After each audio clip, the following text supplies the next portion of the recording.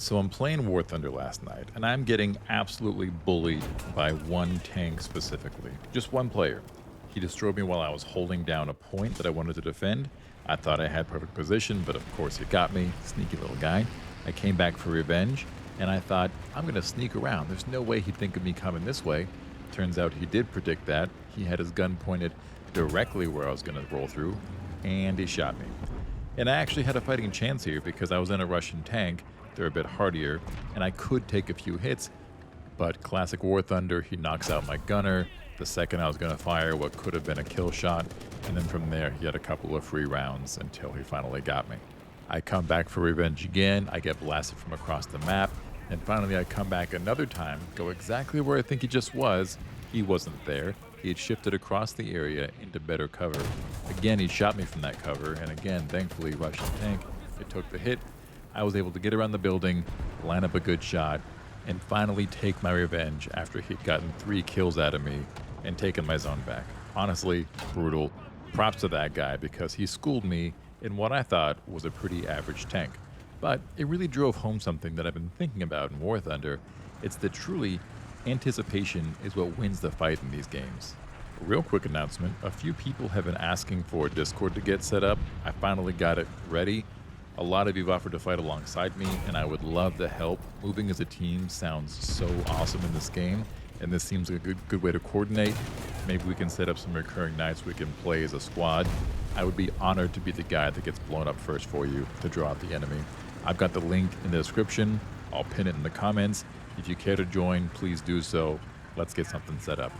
So anyway, getting run in circles by this guy got me thinking. Really, it made me think that players like me, new players with only a few hundred hours, get like tunnel vision and we focus in on the tanks that we see, or looking at the objective and doing some nominal scanning, but looking for the fight right in front of us.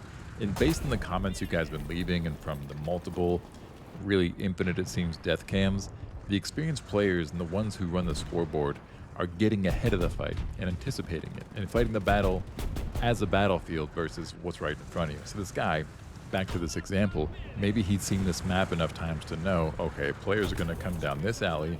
If I do kill that player, they're probably going to go around for revenge, or they're going to come this way, or maybe they think they're sneaky and go around that side. Either way, I know this specific hill gives me a lot of concealment to cover all angles, and I can scan the horizon in both directions and adjust quickly for the kill. And that's actually true of a lot of the game. A comment that stood out for me from a previous video was someone mentioned that once you're good at War Thunder and you're playing against good players, the game can at times feel boring because you spend a majority of the time sitting in cover, waiting for the right shot to come to you. There's certain alleys or lines of sight or streets that you can pretty reliably predict people are going to come down en route to an objective or for an attack. And waiting there, lining up your shots versus being like me, for example, who goes blazing in way too fast, pokes out and relies on spotting somebody as I'm moving, getting my gun turned and getting a shot off, of course I'm going to die a lot. Versus someone who expects me to come, sees me come across, does a minor adjustment from a pretty concealed place, you can guess who's going to win that fight 9 times out of 10. Honestly, 99 times out of 100. The one exception being if you happen to be in a very heavily armored tank that can take a ton of hits from someone smaller. I've been thinking a lot lately about all the wrong ways I've been playing War Thunder and how I want to play in the future. All the times I've gotten blown up thinking the reason was because I was just a bit too slow aiming or my crew just wasn't high enough level. Or if I had this tank spaded, maybe I would have had a chance. But the reality is, that's probably 10% of the fight.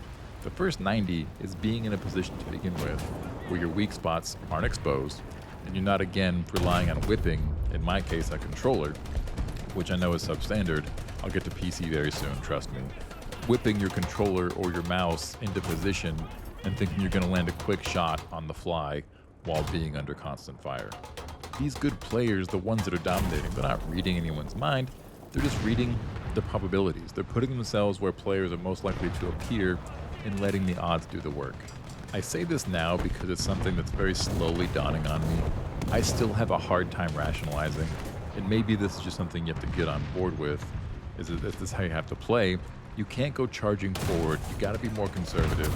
I cannot tell you the number of times where I've set up in what seemed like or ended up being a really strong position. And I thought, okay, I'm in a great spot. We have the objective. I know the enemy's got to come from this direction any second now, and I can just wait here and get the kill. It's going to push our team forward. And I sit and I wait and I'm ready for it. And I'm like, all right, any moment now, any second now. And then I get bored or I get nervous or I get antsy.